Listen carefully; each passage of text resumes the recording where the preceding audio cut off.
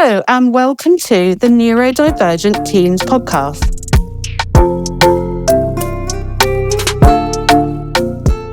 Hi everybody, welcome to episode 1 of the Neurodivergent Teens Podcast. In today's episode, we are going to talk about understanding your diagnosis. As always, I'm joined by the lovely Lila and the lovely Kirsty, and they are going to be talking about their diagnosis and what their diagnosis has meant to them. So welcome, Lila. Welcome, Kirsty. Hiya. Hello. Lovely to see you again. So, Lila, first of all, what is your diagnosis or what are your diagnoses? So I was officially diagnosed as ADHD around November of 2022. And I was working towards an autism diagnosis, have been for around 3 years, but that's likely fallen by the wayside. Okay. And Kirsty, how about you? I was diagnosed with ADHD, dyspraxia and dyslexia all at once. It was quite a month. That's actually something that I want to talk about in this episode, is about like how it feels when you get your diagnosis. Lila, how old were you when you were diagnosed? Around 18. And can I just ask as well, Lila, you mentioned that you were pursuing an autism diagnosis, but you don't feel at the moment that you need to continue to pursue that. However, you self-identify as autistic. Yeah, I can associate myself with a lot of the autistic kind of traits. And although there are some that I don't fully relate to, looking back at my past and my present, it's like, yeah, she's autistic. When I first started trying to get an autism diagnosis, I got a letter that said it was a 6-year waiting list from October 2019. Wow. So if I am still in the NHS system, I've got another year to go. And I just think that also something that we'll either pick up in this episode or in future episodes, or something that might kind of be a recurring theme through all our episodes, is that actually I think it's so important that people understand that self-identification is valid. And I think that if you are listening to this podcast and you think you are autistic, then self-identifying as autistic is 100% okay. You know, I remember once someone saying, you don't have to go for a diagnosis to be told what your sexuality is. You just know what your sexuality is. And I think it should be the same, and I hope it is the same one day with neurodiversity.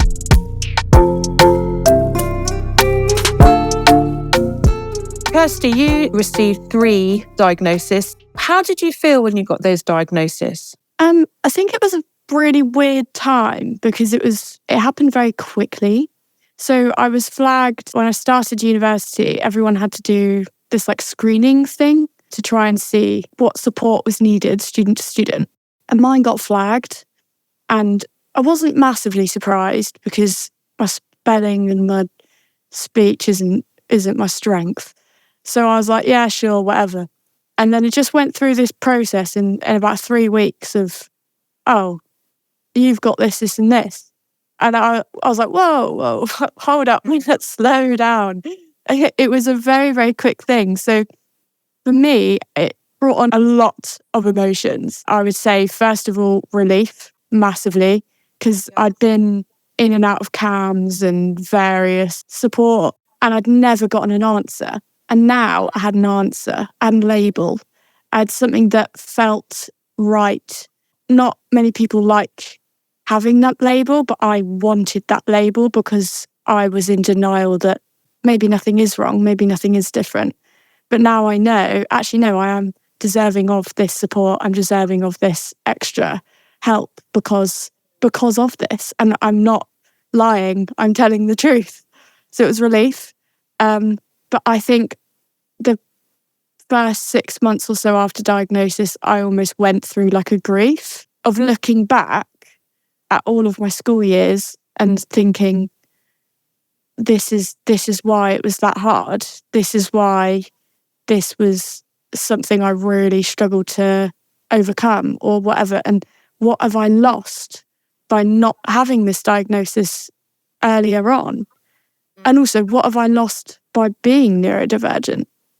It was a massive grief, I would say. It's something that I still sort of struggle with now. But yeah, it was a wave of relief and grief. I totally understand that. I got my diagnosis of ADHD at the age of 46. And I experienced like a roller coaster of emotions. Like you just said, Kirsty, like feeling sad for my childhood self, feeling sad that I had been misunderstood, like told off for things that I can now see were absolutely not my fault, but then also very proud of myself as well that I had navigated my childhood and 20 plus years of adulthood without a diagnosis. I thought, wow, actually, I know the word resilience is bandied about way too much, but I do think neurodivergent human beings are incredibly resilient because we have to be, because we're basically living in a world that isn't really designed for us. Lila, I don't know how you felt when you were diagnosed. It takes a while for us to understand that being neurodiverse can be both a very difficult challenge and also something to be immensely like proud of or to take pride in. Like those two realities can coexist. And for me, it was kind of like it was with Kirsty, where it was like gradually I was slowly coming more and more to terms with the fact that, oh, this is me. This is who I am. This is something I resonate with very strongly. I remember feeling when I first got my diagnosis, for a while I felt kind of robbed. I was like angry at how much understanding and joy I'd missed out because of things I didn't know in the past that I then knew. And kind of coming to terms with that has helped me feel a lot better about who I am now. And I didn't have too much grief. However, looking back, it would have been nice. It would have been nice to know that a lot of it wasn't like I was doing anything wrong. Like there was nothing that was in particular my fault. It was just the kind of person that I'm wired to be. And it would have been nice to know that, because then I could have started approaching my issues through that neurodiverse lens. Like instead of saying, oh, I just need to, do some like shock therapy, just socialize more, I'd be like, oh, okay, I have a lot of RSD. How do I mitigate that? Blah, blah, blah. It would be more neurodiversity kind of oriented rather than just resilient, like Laura said. So yeah, I did feel a bit of frustration, a bit of anger, but also kind of just gratitude, because I've still got a lot of years left to feel emotions, and the fact that I know that I'm neurodiverse going ahead makes it so much easier. Like knowing that I'm ADHD has explained so much, and now whenever I do something like extremely ADHD, I laugh. Like I left my gloves. I had to cover for a teacher for a couple of minutes today, and I left my gloves in her room. And I was leaving, and I thought, oh gosh, I've left it. I need to run back and get it. And she was waiting there by the door with my gloves. And I normally I'd feel upset, but it was just funny because like, of course I would do that. Like that's something I do. And I mean, that's kind of the thing, like something that I would have felt embarrassment or maybe even shame about in the past is now a source of like a slight amusement. I relate to that so much. I think I am so much kinder to myself since I got my diagnosis. Like I am so forgetful, always losing things. I walk into rooms to get things and then I'm like, why did I come in here? Yeah. And it's still frustrating sometimes. I still feel frustrated with myself, but I'm like, oh, flipping ADHD brain. It helps me understand myself so much better.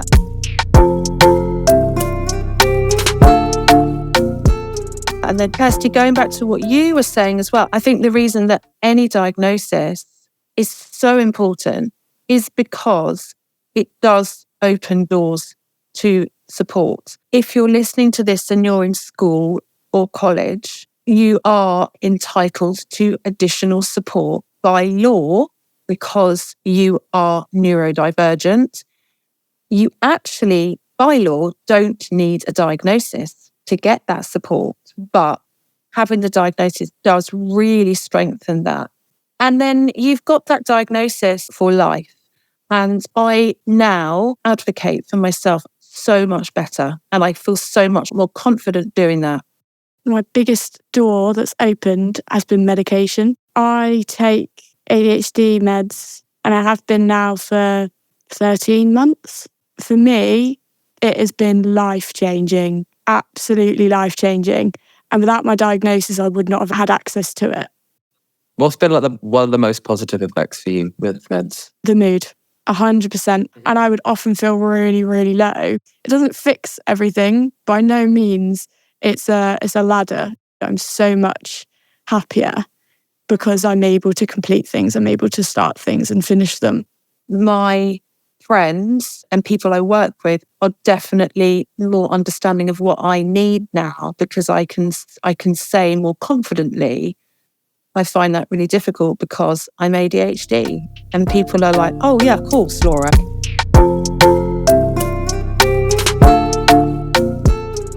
Understanding your diagnosis basically allows you to understand yourself. So I think if you are listening to this and you have just received your diagnosis, any feeling or emotion that you are experiencing is valid. You're about to embark on a lifelong journey of understanding yourself in a different perspective. And that can bring upon positives and negatives. But the overarching thing is knowing more about why you are the way you are, in a way, is so supportive in every single thing you do. The other thing I just want to say as well, before we wrap up, is that your diagnosis does not define you. For me, people are like onions, okay? They have so many layers to them. And your neurodiversity or your own neurotype is just a layer of your onion.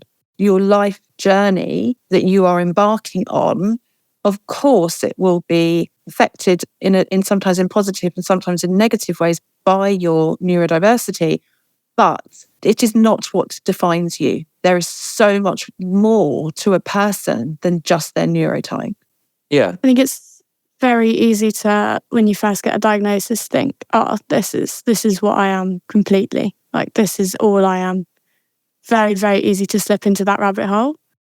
Thank you both for your fantastic insights into understanding your diagnosis. Thank you for having me. Thank you. Thank you for listening. And please tune in for episode 2 when we are going to be talking about the positives of neurodiversity.